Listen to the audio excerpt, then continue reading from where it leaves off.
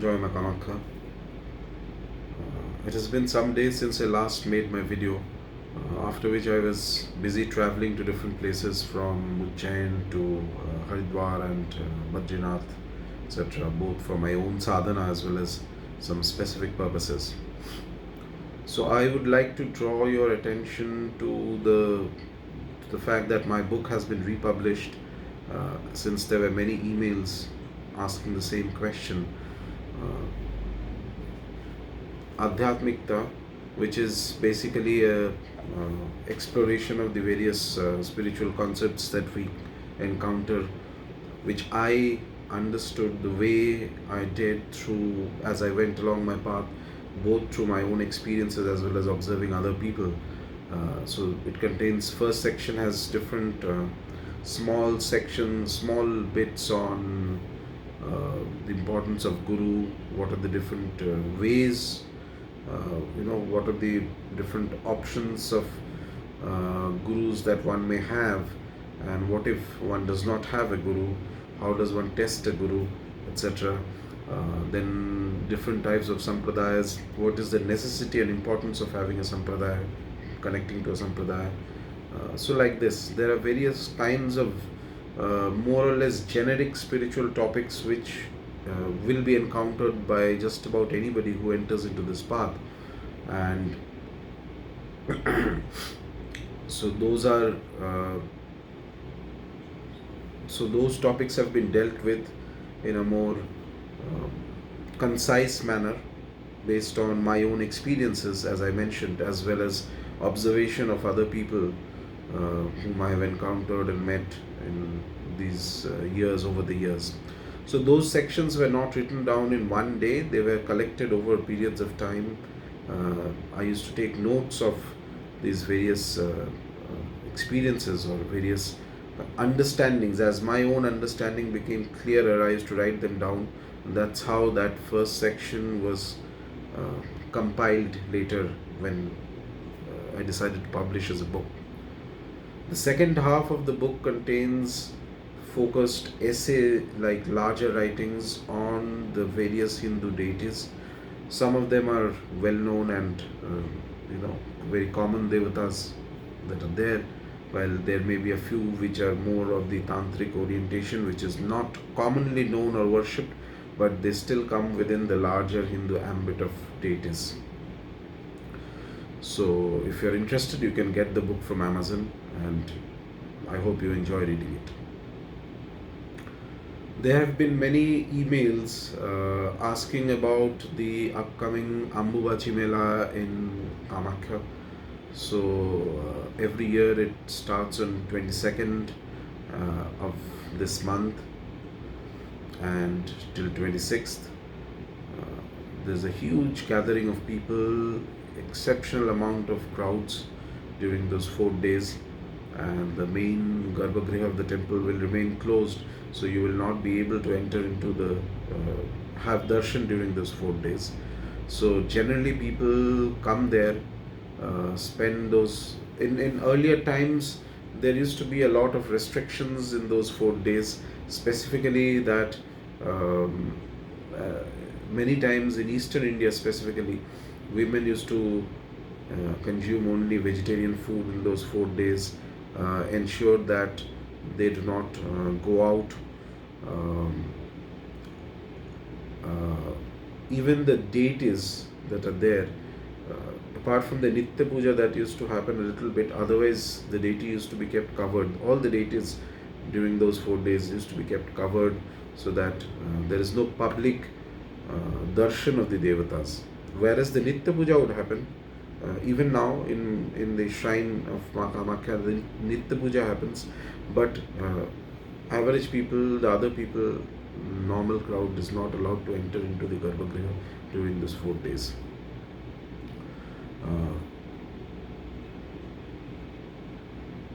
New sadhanas should not be done in those 4 days.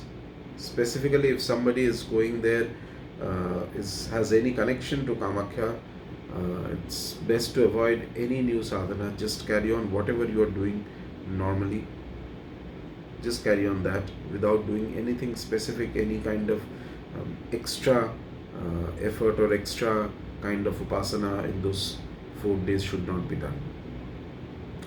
Fire rituals are also to be avoided in those 4 days for those who know how to do it. These are the standard dictums that used to be followed all along for innumerable countless centuries in not just in Kamakya but across sort of Eastern India by all those people and families who had any kind of Shakta orientation or any specific kind of familial orientation or liking or connection to the deity in Kamakya. So this was the standard thing, and it's well known across Eastern India. On the 4th day, when the temple opens, these days there is a huge line. Often it's more than 48 hours people stand in line to have a darshan because of the excessive amounts of crowds that come in those 4 days. Though there are so many people who come there,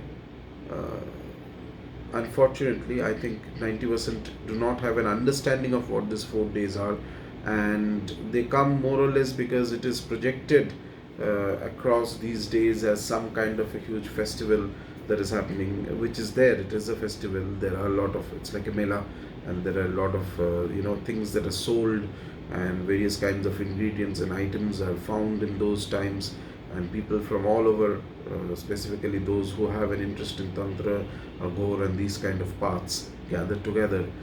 But these 4 days are not meant for doing any kind of excessive upasana, not for doing something new, neither for doing fire rituals.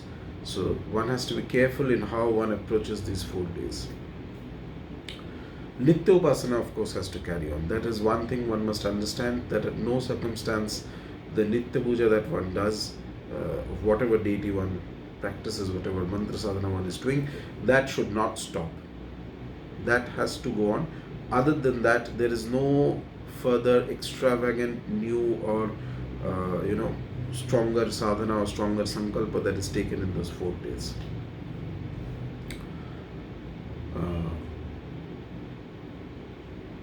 Those who are going there for the first time, those who have not visited Kamakya ever and planning to visit for the first time, beware that it is going to be extremely crowded. My general advice for people is not to visit during the mela, at least for the first time when you're going there.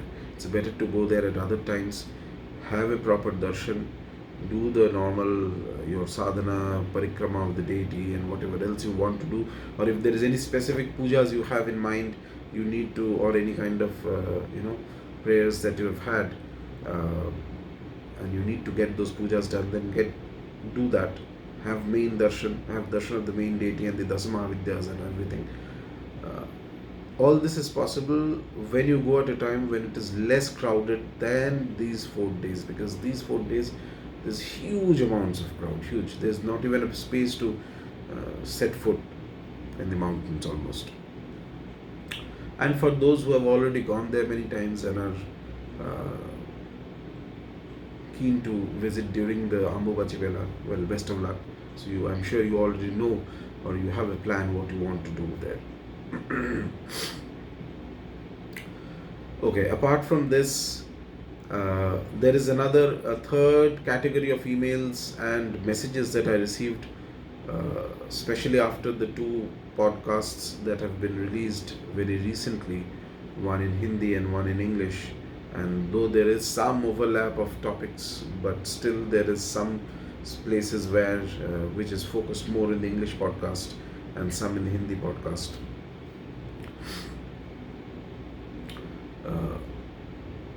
There is a foundation that I have formed at the moment, but in order to associate oneself with the foundation, the first thing that is needed is one must start doing Nitya Upasana in a very regular and systematized manner for a few months at least. Specifically, and again going back to my own videos that I have uploaded in this channel, if you are not sure, start with Ganapati Upasana and do simple Ganapati Upasana. If nothing else, you can do 108 names of Ganapati. If that is not possible, or if you want to do, you can do a simple Om Ganapataya Nama, even this mantra. But it has to go on for at least a few months, and specifically every day a certain number of malas have to be completed. So this, if done, sort of creates a natural aura in that individual to be able to go forward into other sadhanas. After this, then one goes into Bhairava Upasana. Simple Bhairava Upasana, not complicated mantras of Bhairava, but the basic Nama mantra type of mantra of Bhairava. And one has to carry this on for a few months again. Once this is done, a certain number of malas have been completed. That means that the mantra is gelling well, mantra is functioning through the mind, body and life of that individual properly. Only then, if you associate with this organization, with the Kamakya Bhairava Upasaka Foundation, then one can positively contribute in terms of doing sadhana for the general uplift of dharma and such activities. So basic point is, in order, if somebody is interested, and those who have mailed expressing their interest, the best thing to do is start doing sadhana properly.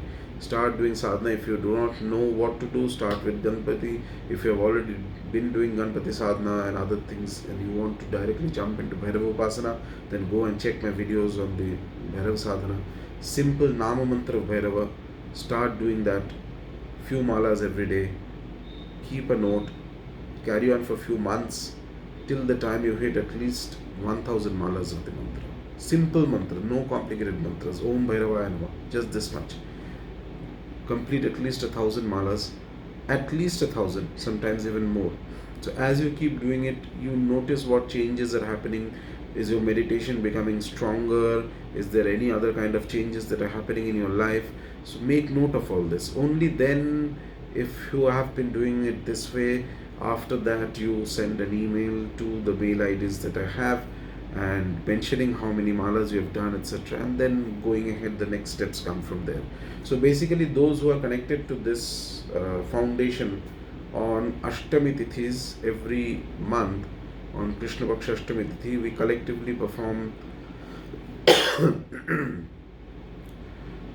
mantra sadhana of Lord Bhairava with the sankalpa of enhancing and empowering dharma. That is a collective sadhana we do on Ashtamis. And going ahead, we also plan to gather together and visit different places and perform the same sadhanas with a more concentration and more coordination. It's like developing a stronger energy, focusing a stronger energy in a more, in a very specific geographical area like this. But all this comes later on. The first step is that to be associated with this, one has to actually start doing mantra sadhana, simple mantra sadhana of Bhairava, or at least start with Ganapati, and then once you finish Ganapati, then go to Bhairava, because it's possible that sometimes if you have no experience with Bhairava Sadhana, once you start doing the mantra, you have to see how it is gelling with you, whether you are able to take the nature of the deity. That is very important. So once a certain number of malas are finished, then you can choose to email and inform, and then we'll see what is the next step to be done. Okay. So this is the primary way in which one has, if one is interested in connecting to the foundation, then this is how you have to do it. Without sadhana, without the base of actual sadhana, there is not much that you can contribute actually in terms of just by entering into the foundation or becoming a part of it. The only way in which dharma and other changes at the ground level, dharmic changes in the ground level is possible is only when there are groups of people collectively doing sadhana with the singular aim of changing, making a positive change in society. And it is for this purpose that this foundation was formed, and why people gather together on the Ashtami Tithis and perform specific mantra sadhanas with the sankalpa. In this Ashtami, we collectively did close to 2 lakh mantra japa of Bhairava on one day. People connected to this foundation. So if anybody is interested and those who had emailed regarding the same, I would suggest that you first start doing mantra sadhana wherever you are and take it slow. Don't be in a hurry. Don't be in a hurry that you have to finish it in 10 days, 15 days. No, take it slow. 2 months, 3 months, no problem.